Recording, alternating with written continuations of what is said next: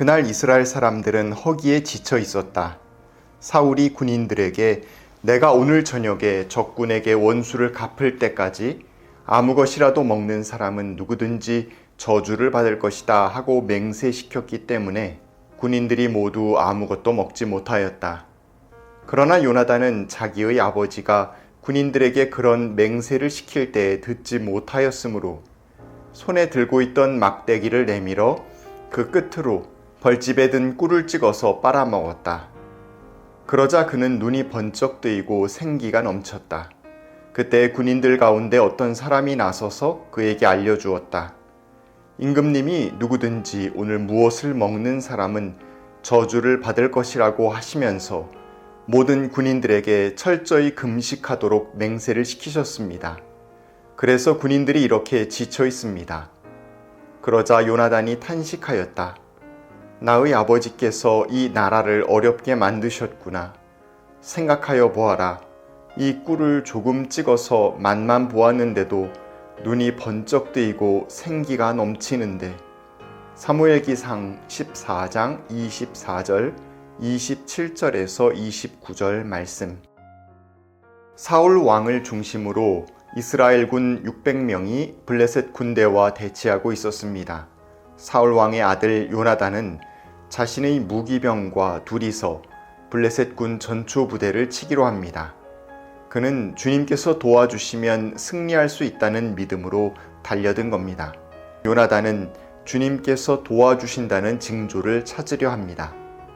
그래서 블레셋 군에 접근했을 때 그들이 기다리라고 하면 그대로 있고 그들이 올라오라고 하면 주님의 징조로 여기고 돌격하기로 합니다. 요나단이 보기에 하나님은 진격의 징조를 허락하셨고 그 두 사람은 용감히 진격합니다. 마침내 20명쯤 되는 블레셋 군을 요나단과 무기병이 무찌릅니다. 어찌나 갑작스럽고 특별했던지 땅이 다 흔들렸습니다. 하나님께서 보내신 크나큰 공포가 그곳을 휘감았습니다. 사울 왕의 파수꾼은 망을 보고 있었습니다. 블레셋 군 내부에 큰 난리가 난 걸 발견하고 보고합니다. 사울 왕이 내부를 단속해 보니 요나단과 무기병 단 둘이 사라진 걸 발견할 수 있었습니다. 사울 왕은 단 둘이서 쳐올라갔다는 걸 알고 마음이 급해집니다. 하나님의 궤를 가져오라고 시킵니다. 그런데 적진에서 아우성 소리가 더 커지자 궤를 가져오지 말라고 하고 병사를 이끌고 다급하게 적진으로 갑니다.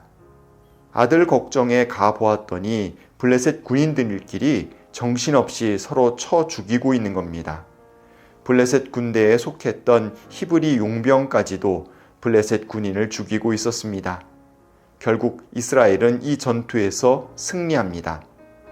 사울 왕은 이 여세를 몰아 더 큰 승리를 거두고자 합니다. 사울 왕은 군사들에게 저녁 때까지 전투에만 전념하자고 하면서 먹지도 말고 오로지 진격해 나가라고 명령합니다. 심지어 전투 중 먹는 이는 저주를 받을 것이라고 선언합니다. 그러나 왕자 요나단은 사울 왕의 이런 명령을 듣지 못했습니다. 그는 숲에서 꿀을 발견하고는 찍어 먹습니다. 그때 군인들이 사울 왕께서 전투가 끝날 때까지 먹는 이는 저주를 받을 것이라고 명령했다는 걸 알려줍니다.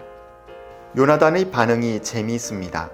꿀 한 입에 눈이 번쩍 뜨이고 생기가 넘치는데 군인들이 잘 먹으면 전투를 훨씬 더 잘 감당할 수 있을 텐데 아버지께서 이를 어렵게 하신다고 탄식을 합니다.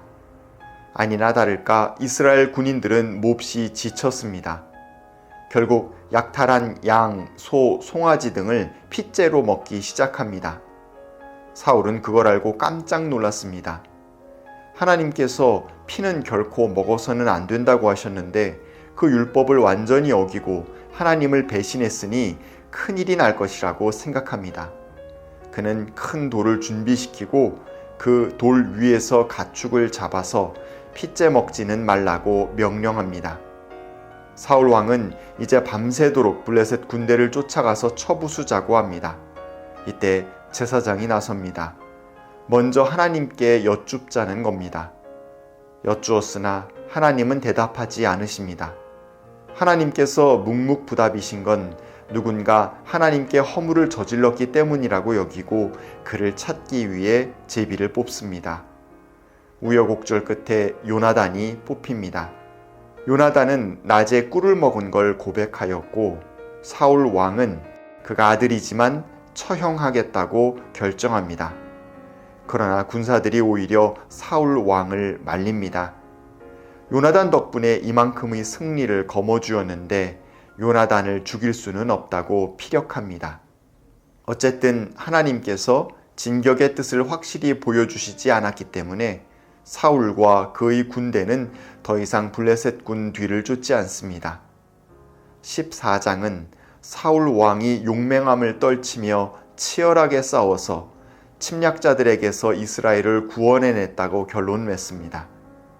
하나님께서 사울을 뽑아 처음 기름 부으시기로 하셨을 때 그가 나의 백성을 블레셋 사람의 손에서 구해낼 것이다 라고 하셨던 말씀이 온전히 이루어지고 있음을 보여줍니다.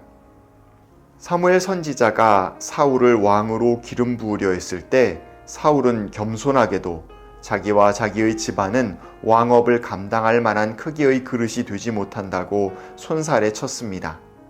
하지만 그는 하나님의 영에 감동되어 왕으로서의 직분을 감당하며 용맹하고 치열하게 전쟁에 임했고 이스라엘 사람들을 지켜내는 일에 앞장섰습니다. 이렇게 겸손하면서도 용감했던 사울이 어떻게 변해가고 있는지를 성경은 우리에게 보여주고 있습니다. 그는 왕으로서의 역할을 잘 감당하고 싶었던 사람이었습니다. 하지만 잘하고 싶은 열망이 지나친 나머지 어려움 앞에서 점차 조급해지고 무리한 명령을 내리는 일이 잦아집니다. 맡은 일에 한 번, 두 번 성공하고 점차 더 큰 성공을 일구고 싶은 욕심이 생깁니다. 일에 빠져들게 되어 일 중독자가 됩니다. 일을 잘 해내려는 욕심이 그를 하나님과 사람들로부터 멀어지게 만듭니다. 그 멀어짐의 씨앗이 어떻게 커지고 있는지를 14장은 잘 보여줍니다. 사울 왕은 아들이 적진에 뛰어든 걸 알고 진격하기 전에 하나님의 궤를 가지고 오라고 했다가 일이 급해지니 다시 가지고 오지 말라고 합니다. 게다가 전쟁에서 승기를 잡은 듯 하자 병사들에게 먹지도 말고 오로지 전투에만 전념하라고 명령 내리기까지 합니다. 그 결과 병사들은 핏째 우양을 급히 먹는 죄를 범합니다. 마지막 여세를 몰아 대승을 거두고 싶었던 사울 왕은 전쟁 전에 하나님의 뜻을 물어야 함에도 급한 마음에 하나님께 여쭙지도 않고 밤새도록 블레셋을 쳐부수자고 나섭니다. 하지만 자신이 내뱉은 금식 명령 때문에 아들 요나단을 처형해야 할 처지에까지 놓이고 하나님께서 묵묵부답이시기에 더 이상 전투를 벌이지는 못하게 됩니다. 사울 왕이 엄청난 행악을 저질렀다고 보기는 어렵습니다. 그렇지만 그는 일이 우선인 사람이요 승리를 위해 전쟁 중 전원 절대 금식이라는 무리수를 두고 결과적으로 병사들이 우양을 핏째 먹도록 이끈 셈이요 자신의 자충수 때문에 아들에 대한 처형 명령을 내리는 지경에까지 이릅니다. 때로 일이 우리를 유혹에 빠뜨립니다. 일은 우리에게 성취감을 안겨주고 인정 욕구를 충족시켜줍니다. 하나 둘 성취를 거두면서 우리는 행복하고 황홀하기까지 합니다. 그 쾌감은 마치 세상에 자기밖에 없는 듯 구름에 떠 있는 듯 좋습니다. 그리고 더 큰 성취를 향하여 무리한 발걸음을 옮기게 됩니다. 그 사이 하나님과 조금씩 멀어지고 주변 사람들과 소원해지고 자기 자신도 피폐해집니다. 마침내 일은 우상이 되어버리고 심지어 큰 성공을 거둔 나 자신이 신과 동격이 된 듯한 착각에 이르게 됩니다. 물론 사울 왕은 아직 그렇게까지 깊은 유혹에 빠지지는 않았습니다. 하지만 그리로 가는 길 위에 서 있는 것만은 분명해 보입니다. 우리 자신의 삶을 살펴봅시다. 우리는 더 큰 승리를 위해 하나님과의 시간을 잇고 사람들에게 무리한 요구를 하며 자기 자신을 몰아붙이고 있지는 않은지요.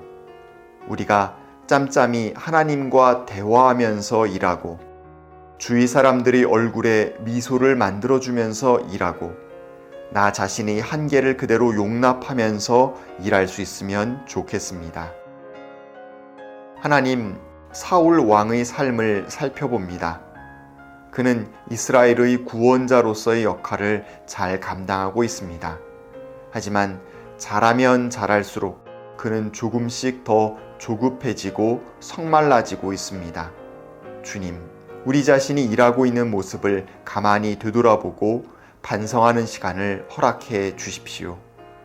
한 걸음 한 걸음이 주님의 호흡에 맞닿아 있는 주님의 일꾼이 되게 해 주십시오.